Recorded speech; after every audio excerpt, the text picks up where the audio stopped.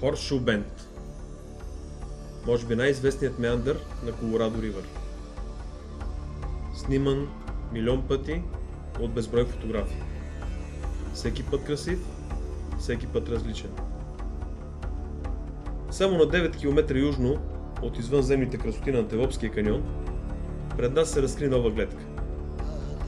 Река Колорадо правеше своя 270 градусов завой, разкриваш пред нас прелестите на своите изумрудени води.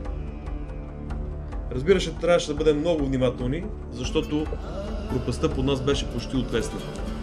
Ни повече, ни по-малко 300 метра. Без нито една преграда помежду ни.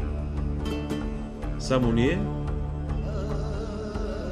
и Колорадо Ривър.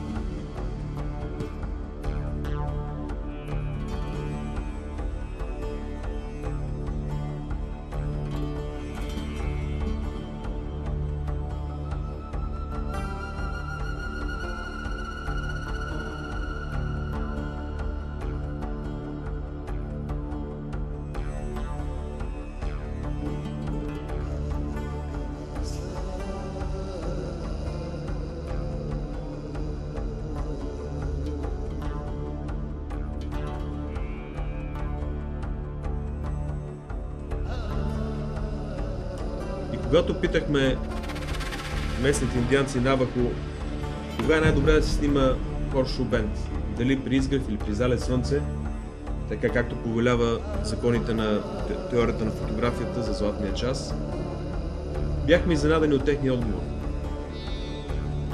Те ни казаха не, Хорсшоу Бенд се снима само при пладне. Тогава, когато слънцето е обгърнало от всякъде със своите лъчи този природен феномен, когато скалите блестят в най-различни светове и когато река Колорадо е най-изумрудена.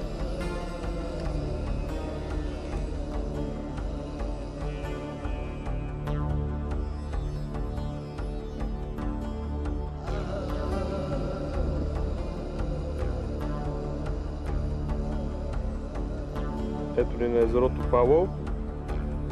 Лейк Пауъл, второто по големина изкуствено езеро и язовир в Съединените щати. След Лейк Мид на Ховър дам. Тук ще посрещнем залеза. Ще правим снимки. Печелим конкурси. Ще се прославяме.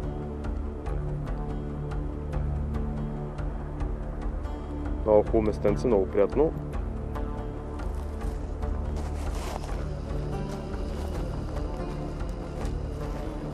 Юта и Аризона са една от най-красивите части на Америка.